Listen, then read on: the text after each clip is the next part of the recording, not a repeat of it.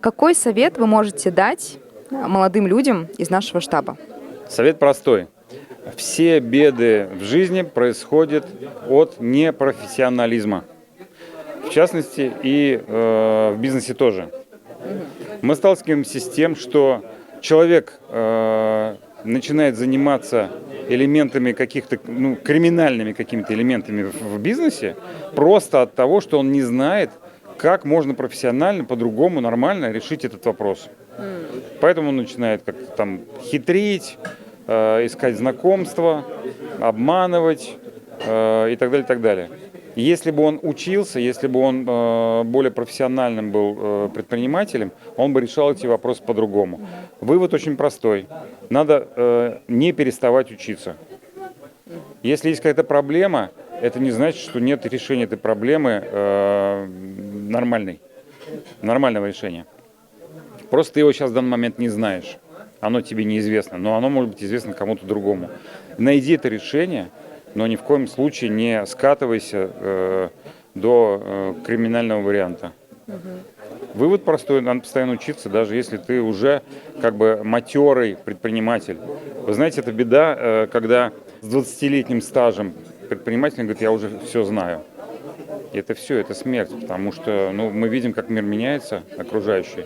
Меняется политика, меняются технологии, меняются представления людей вообще о добре и зле. Много чего меняется. Продукты, услуги и так далее, и так далее. Безусловно, есть какие-то базовые вещи, которые не меняются никогда. Принципы взаимоотношений внутри коллективов, корпоративная этика и многие такие вещи, технологии и так далее, и так далее. Но многие вещи меняются, и нужно постоянно учиться. Вот. Если ты не развиваешься, то ты отстаешь. И то, что я сегодня говорил, я еще раз повторю. Мы говорим предпринимателям о том, что ваш бизнес может развиваться только до масштабов вашей личности. Не более того. Вот задумайтесь об этом. Значит, если вы хотите развивать свой бизнес, вы должны развиваться сами, свою личность. Вот мой совет. Часто молодые люди сталкиваются с тем, что длительное время работают на нелюбимой работе и просто боятся перейти куда-то, что-то. Как бороться с подобным страхом?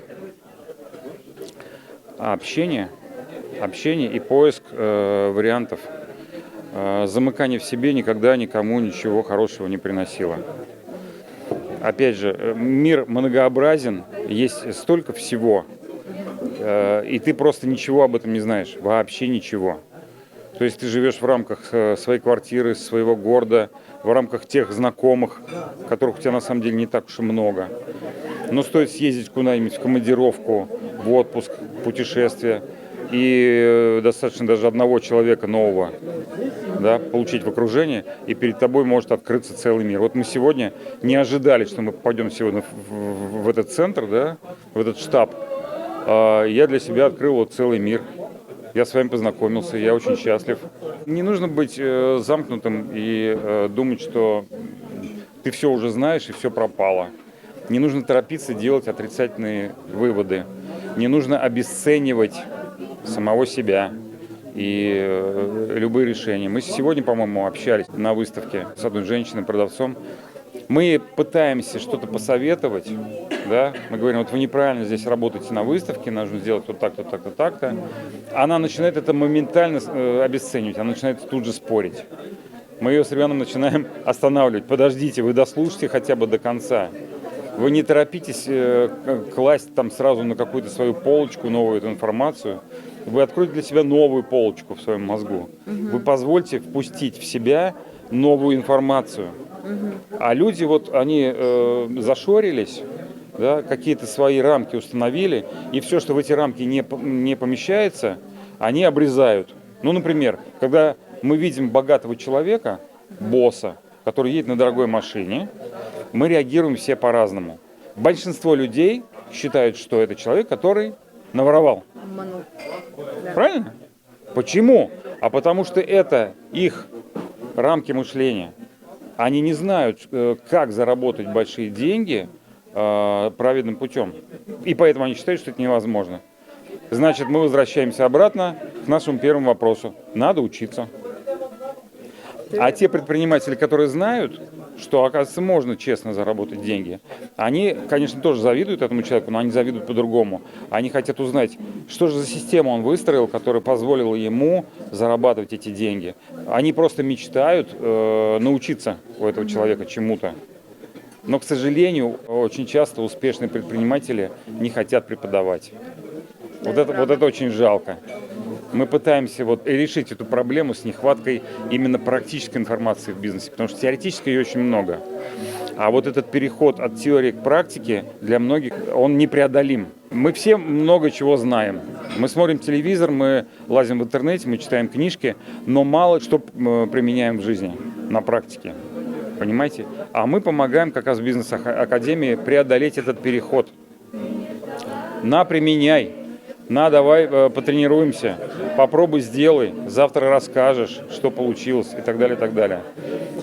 Опять же, вывод простой. Учись, применяй, пробуй, делай выводы, опять учись и так далее, и так далее. Вот и все, в общем-то, законы. Считаете ли вы, что искусственный интеллект может победить нас, как человечество? А что значит победить нас? Человек раньше копал лопатой, а потом изобрел экскаватор. Экскаватор победил человека с лопатой. Он сделал его труд эффективнее, лучше, проще. Многие вещи, которые окружают нас, просто созданы для того, чтобы упростить нашу жизнь. И на самом деле мы покупаем не дизайн. Что я вижу? Стиральную машину я вижу. Когда человек покупает стиральную машину, он что покупает? Чистые вещи. Неправда. Он покупает свободное время. Потому что чистые вещи он может сделать что? Руками постирать. Ему стиральная машина на самом деле не нужна. А он ее покупает для того, чтобы не стирать, а заниматься в это время чем-то другим. Искусственный интеллект создан для этого же, чтобы сократить время выполнения какой-то задачи. Он не победит, он не заменит, он просто будет помогать. Сокращать время на рисование какой-то глупой картинки. Вот мы делаем презентацию для выступления, и мне нужно сделать какие-то слайды. Если я буду прибегать к помощи самостоятельного рисования или нанимать дизайнера, я, во-первых, потрачу деньги, во-вторых, потрачу время. А здесь я написал промпт, и у меня через 2,5 минуты есть картинка. Не понравилось, еще другую нарисовал. О, это нормально подойдет. А он что, меня победил, этот искусственный интеллект? Нет. Считается, что искусственный интеллект сейчас вымещает даже дизайнеров, например. Как минимум, сейчас столько всего можно придумать с ним. Журналистов, возможно, потому что он пишет вполне интересно и даже лучше, чем многие люди. Речь вот об этом. Речь идет о том, что у нас стало, к сожалению, меньше хороших художников, талантливых композиторов. Вот. Если они появятся, то никакой искусственный интеллект не заменит. Вот вокруг нас картины висят, которые нарисовали люди. Они, может быть, не такие совершенные. Вот эти груши как-то нарисованы, может быть, не так красиво, может, что-то криво. Но я вижу, что это нарисовал человек с каким-то настроением. Так вот, искусственный интеллект не может передать настроение. Он может нарисовать красивую и бездушную картинку. Вот и все. Если это нужно человеку, прекрасно, для какой-то цели. Но искусство – это совсем другое дело. Искусство – это то, что я делаю, выражая свое настроение. Например, я свищу, я хожу на свисту. Это что такое? Это искусство. Я хочу сейчас выразить таким образом свое настроение. А если бы я умел рисовать, я бы сел и нарисовал бы. Вот потому что меня распирает. Или написал стихи. Это же такой кайф. И мне в этом случае искусственный интеллект не нужен.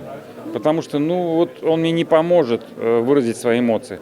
А вот когда у меня есть задача, не связанная с необходимостью выражать свои эмоции, а просто конкретная задача оформить буклет какой-нибудь, да.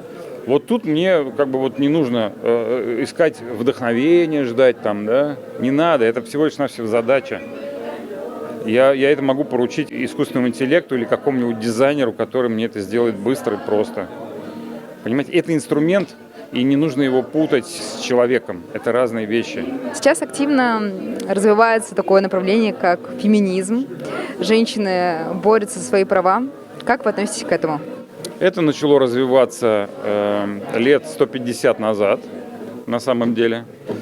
Вот.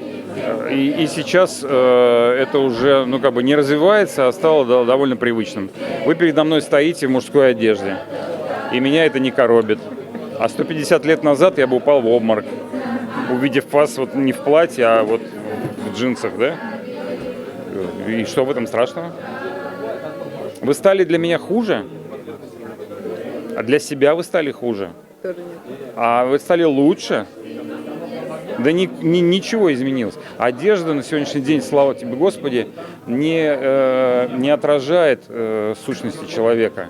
Если, конечно, он не выполняет какую-то специфическую функцию, например, полицейского или врача, где вот форменная одежда, она необходима. Мода на сегодняшний день такая простая и демократичная, что вот мы сегодня видели такую девушку по улице, она была одета как кошка, например, разрисованная из мультфильма. Это Москва. Да, но мы улыбнулись и пошли дальше, ну это же здорово. Это тоже искусство, это тоже способ выражения себя, ну ради Бога. Если это никого не задевает, не оскорбляет, ну и хорошо. А мы сегодня были на УМА-форуме, да, там женщины ходили в паранже. И, честно говоря, меня это тоже никак не задело. Ну, ходит в хиджабах, в паранже. Кому что нравится, кто как себя ощущает, кто как себя защищает. Вы знаете, что мужчины часто отращивают себе бороду для того, чтобы за ней спрятаться. Это вот психологи вам скажут. Не для того, чтобы казаться мужественнее, там, например, или потому что они ленятся бриться. Нет. Иногда борода, она требует вообще ухода такого, что ай-яй, легче ее сбрить нафиг, и все, не мучиться, вот, чем за ней ухаживать.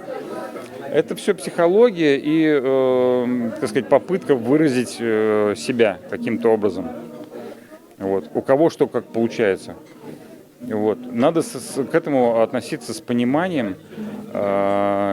И тот человек, который себя выражает, тоже должен понимать, что каким бы он ни был интересным, идейным, свободным, он ни в коем случае это не должен навязывать другому человеку. Это касается, например, там, я не знаю, будет удобно об этом говорить или нет, это касается секс-меньшинств. То есть, если ты считаешь правильным для себя вот быть в этом сообществе, ради Бога, только меня не заставляй, пожалуйста, этого делать. И тогда я это приму. Но если человек выходит на парад, если он мне это навязывает под разными предлогами, если он заставляет меня на это смотреть или в этом участвовать, то я уже, естественно, против. Потому что у меня свои правила, свое воспитание. Я же им не навязываю свои правила, да? Почему ты носишь такие вот волосы? Ну-ка, постригись. Это было в Советском Союзе, между прочим, да? Ну, я считаю, это безобразие. До тех пор, опять же, я говорю, пока человек не вторгается в личное пространство другого человека, он свободен делать все, что угодно. То же самое и феминизм. Женщины наверняка ведь так поступают из лучших побуждений, они не из худших, правильно? Они хотят чего-то добиться, вот, и они не знают, каким способом. Они эти способы ищут. Вот. Плохо, когда они начинают искать виноватого. Вот тогда это плохо. Мы страдаем и не можем себя вести определенным образом и себя выразить, потому что нам мешают мужчины. Вот это уже плохой феминизм. А вот когда феминистка стремится доказать, что она молодец, и идет в бизнес, и там показывает свой ум, да, свою настойчивость, идет в спорт, идет в политику, это вызывает только уважение. Согласитесь? Не обвиняя никого, человек добивается всего сам, и все его любят, только и уважают. Я феминизм понимаю так. А вы как? Примерно так же. Спасибо вам большое за ваши честные ответы и прекрасную лекцию, которую вы для нас сегодня прочитали. Приезжайте к нам еще.